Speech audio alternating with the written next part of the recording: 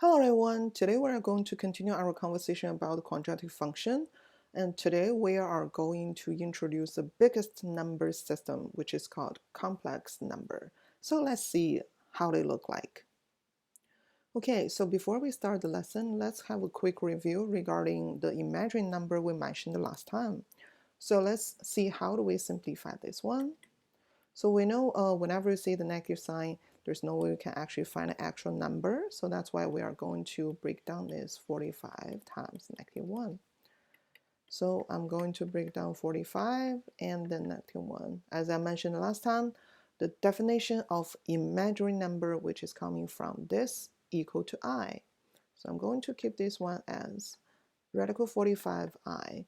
So radical 45 I can break down is, we always break down as one of the perfect square number and times another number, which we know, which is 9 times 5. So square root of 45 is going to be the same as radical 9 times 5, which is 3 radical 5. So I can simplify this as 3 radical 5I. Please make sure do not cover it under inside of the radical symbol, or we can simplify write this as 3I radical 5. They are equivalent. Okay, so that's the quick review for the I part. And today, as I mentioned, we are talking about the complex number.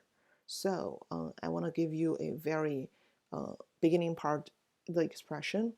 So please check this expression and think about what do you notice about this expression. So some students might think it's very similar to like the variables we saw before, like a 3 plus 4x, something like that. The only difference is we have I instead of variable here. So this is actually an example of complex number. So they actually have two parts. One we called real part, which is a real number. It can be 3, it can be 4, it can be a negative number, it can be fraction. And this is we call imaginary part because we have I attached to this. So this is a real part and this is the imaginary part. Again, do not like a very literal to say, oh, this is true, this is not true, or something like that. It's just the way we tell the difference between real number and the imaginary number here. Okay, so since we said it's a biggest number system, so we are going to like introduce what are the components to made of this to make this of complex number, and I'm going to show you two ways to look at the complex number, and you can definitely choose either way. That is easier for you to understand. So very first thing you can see that there are so many boxes here. So we are going to start with a very like a small number, like a small system, and to see how do we add different components to each number system to have the final biggest complex number. So at the very beginning, when we start learning math, we actually counting things, right? So like 1, 2, 3, 4. So this one is called counting number, or simple. We see natural number. We also call this natural number. So counting number or natural number is like 1, 2, 3, 4. We can go forever. And then I might change color here.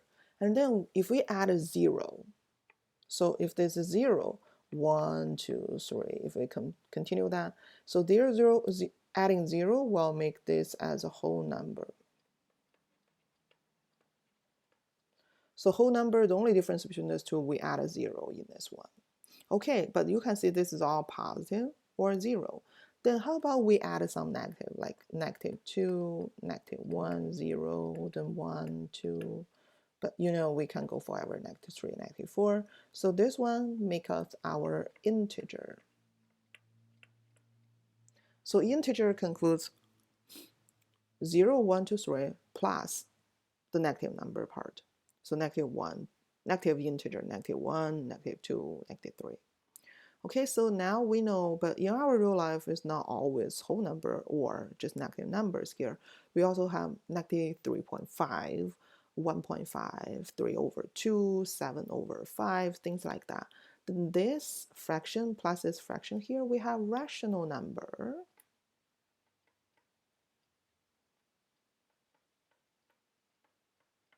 So rational number, all the integer we have here, we still need to add something like negative 2.5, negative 1, or negative half, or 0, 1.5, 7.5, or 7/9, things like that. You don't need to think about this is in order, but this is already the example. You can see this rational number.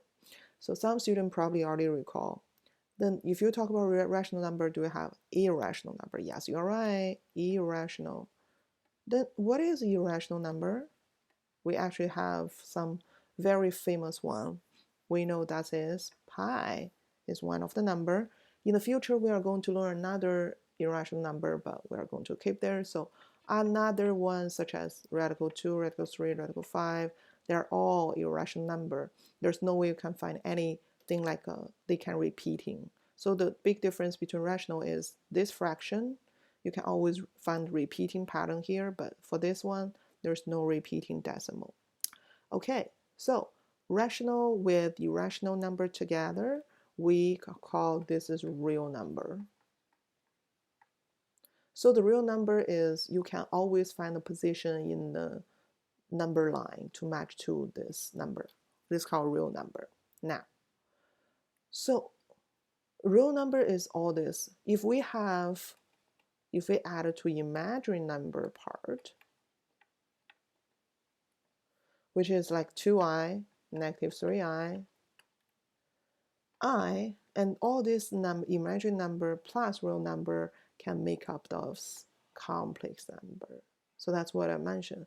Complex number have two parts, real number and imaginary number. Okay, so that's one way to look at the complex number. So next, I'm going to use a tree diagram to help you to understand this system. So let's check this one.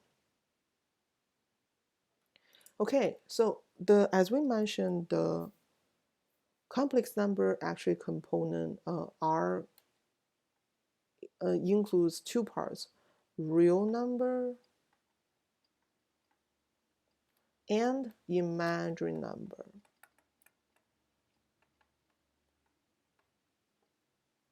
Imaginary number like 3i, but real number here is like whatever we mentioned before, so you can use example. To save space, I'm not going to draw like more details or examples here. And then as we mentioned, real number actually has two parts. One is called rational number and irrational number.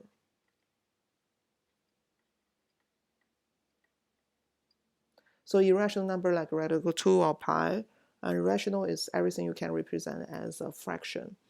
So rational number also have, so as we mentioned, we actually have integer, only the whole part like negative 3, negative 2, and fraction or decimal. Oh, we can just put decimal or fraction is the same thing here. So integer part, as we mentioned, including positive and negative. So including positive 0, so we can see is negative integer plus whole number. Remember, whole number is with two parts, 0 and natural number. Or we can just call counting number, because we do use this one to count. But when we count, we never use, say, 0, like 0, 1, 2. We don't use 0. But 0 is a very, very important number. So, but doesn't belong to natural number, or we call it counting number. So that's another way to look at the complex number from the very big part to break down to the very small components. Okay, so that's two ways to show you how do we understand the complex number. So to not overwhelm you with a long video, I'm going to stop here to introduce the complex number. However, there's another part to introduce, since we have complex number, and how do we do the operation like we did with a real number, like we do 3 plus 4, negative 7 plus 5. We can do operation for that. Then how do we do the operation for complex number? So that will be introduced in that next video, in the next video. See you soon, everyone. See you soon in the next video. Please make sure you check the next video.